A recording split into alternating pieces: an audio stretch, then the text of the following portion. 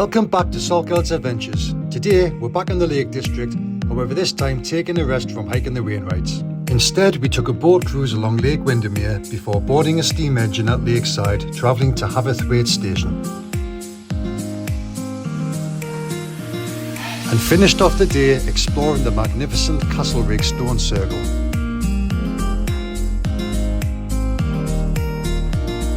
At 10.5 miles long and a mile wide, Windermere is England's longest natural lake. You can start the boat cruise from either end of the lake. No matter where you start your journey, you'll be treated to stunning views of mountain scenery, secluded bays and lots of interesting things along the way. However, we began at the north end from Ambleside Pier. The boats run every hour from the end of March until the beginning of November. And the return cost for the boat ride and the train was £53. Good thing about it is as well, it's got a bar. So here we are on the Swift boat. You enjoying this, AJ? A bit chuck of all things. So we're on the Ambleside Pier at the top of Lake Windermere.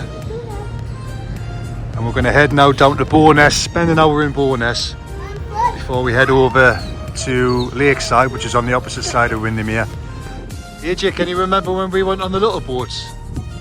You, me and Mammy and Blue, we didn't have Luna then, did we? No, we went away. Good. We sailed south on the lake to Bowness, taking in the amazing scenery along the way. There's also a guided tour pointing out interesting landmarks and buildings such as Rigg Castle.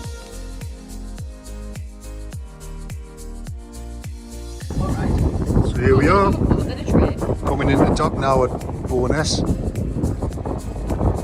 we're going to spend an hour here having a look around the town and get some lunch.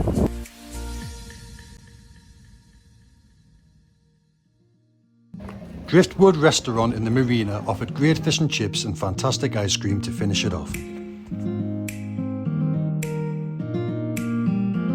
After an explore around Bowness, we boarded another cruise boat, this time travelling to the southern end of the lake to the Lakeside Pier. So now we're on our way to Lakeside, which is the south of Lake Windermere, and then we're going to board the old steam train to Haverthwaite. See Bowness, little marina there.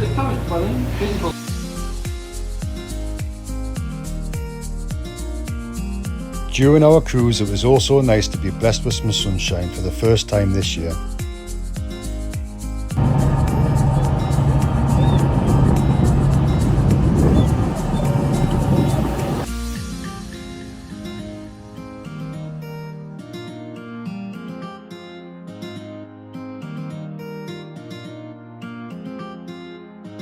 And we're coming into the dock now at Lakeside.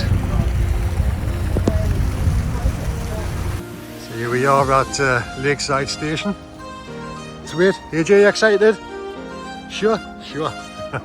At the Lakeside Station, we travelled back in time as we boarded the steam train and headed along the Leven Valley in its traditional 1950s carriage to Haverthwaite Station. Bridge! Train bridge!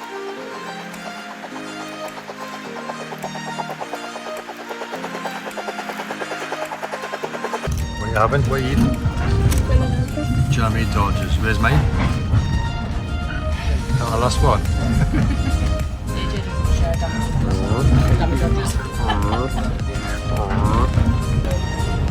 Oh my goodness, where are we? The tunnel. Oh, you ready? Loads of steam, isn't there? The quaint surroundings at Haverthwaite Station entice guests to stay a while. At the Victorian station, you will find a tea room, gift shop, engine shed, woodland playground and walk. The station welcomes dogs and they can even ride the train for free. We finished off an amazing day at Rigg Stone Circle, hailed as one of Britain's most impressive prehistoric monuments.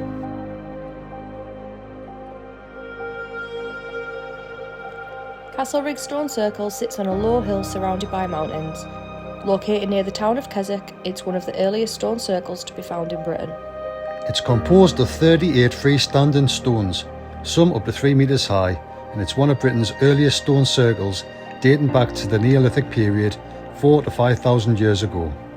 The original purpose of the site is unknown.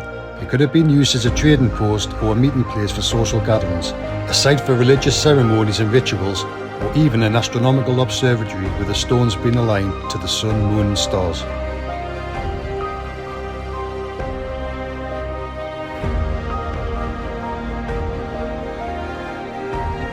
As always, thanks for watching, and please take the time to like, comment and hit that subscribe button.